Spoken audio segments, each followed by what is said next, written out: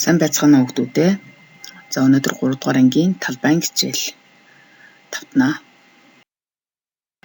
За нэг квадратыг тоолж талбайн хэмжээг олох, талбайн хэмжээг сантиметр квадратаар илэрхийлэх. За дүрс бүр хэдэн квадратаас тогтсон байна вэ? За бүгдээрээ тоолоод олж болно. 6 нэгж квадратаас тогтсон байна. За дараагийн дүрс мөн 6 нэгж квадратаас тогтсон байна.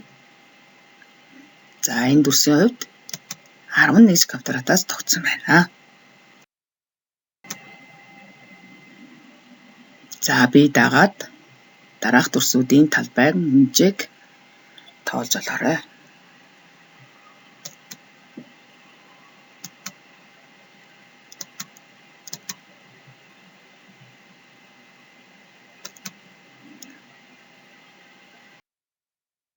За тэгш өнцөгтийн талбайн хэмжээг бүгдээрээ тооцоолъё. За энэ тэгш өнцөгтийн талбайн хэмжээг тооцоолохын тулд багш нь та нарт за ийм ялгаатай 2 квадратыг өглөө. Энэ 2 квадратаар энэ тэгш өнцөгтийн талбайг дүүргэж болох уу хүүхдүүд ээ? За дүүргээд үзээрэй.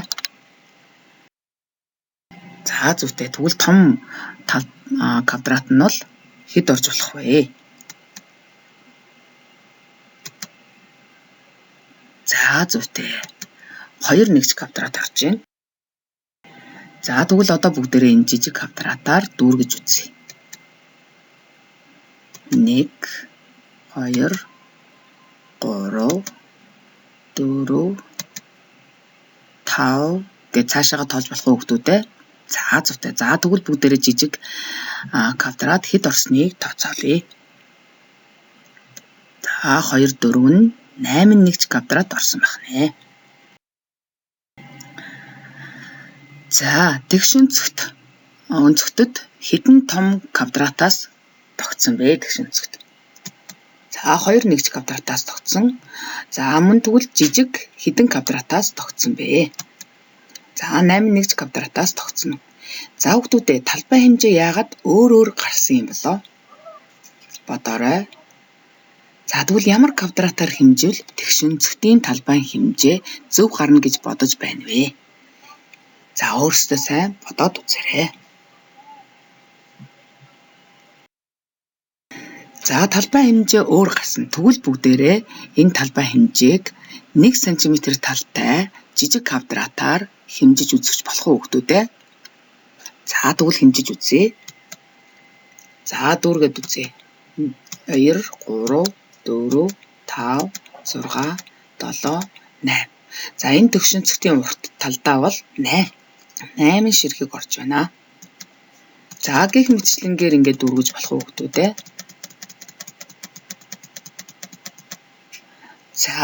За тэгвэл одоо бүгдээрээ тооцоолж үзье. Урттаа 8 см, өргөндөө 4 орсон бол энэ тэгш өнцөгтийн талбайд хэдэн ширхэг квадрат дүрс орсон бэ? Өөрөөр хэлбэл хэдэн квадратаар дүүргэсэн байж болох вэ? За тооцоолоод үзээрэй хүүхдүүд ээ. За хамгийн хялбар арга нь бол уртын өргөнөөр үржүүлэх байсан. За 8-ыг 4 үржихээр 32 см квадрат орсон байх нэ. За тэгвэл өмнө бид нэр энэ тэгш өнцөгтийн талбайг за том квадратаар дүүрэхэд 2 нэгж квадрат орсон. Жижиг квадратаар дүүрэхэд 8 нэгж квадрат орсон. Тэгвэл энэ хоёр талбай үнэхээр өөр юм болов уу? За тэгвэл одоо бүгдээрээ энийг энэ тэгш өнцөгтийг тооцоолж болох уу хүүхдүүд ээ? За тэгэхийн тулд бүгдээрээ том квадратынхаа талуудыг хэмжиж үзье. За хэмжиж үзсэн чинь тал нь 4 см байсан байна. За тэгвэл нэг талдаа 4 см, нөгөө тал нь 4 юм бол талбайг нь олж болох уу хүүхдүүд ээ?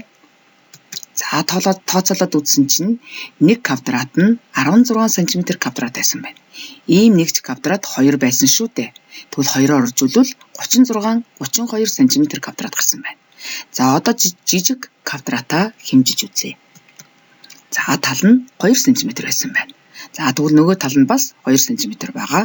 За ингээд жижиг квадратынхаа талбайг болвол 2 нь 4 см квадрат байсан байх нэ. За ийм квадрат 8 нэгж квадрат орсон шүү дээ. За түүнийг 8-аар үржүүлвэл нийт 32 см квадрат талбай байсан байх нэ. Тэгвэл энэ дүрс маань ухаан бол талбай хэмжээ нь ижил байсан байх нэ.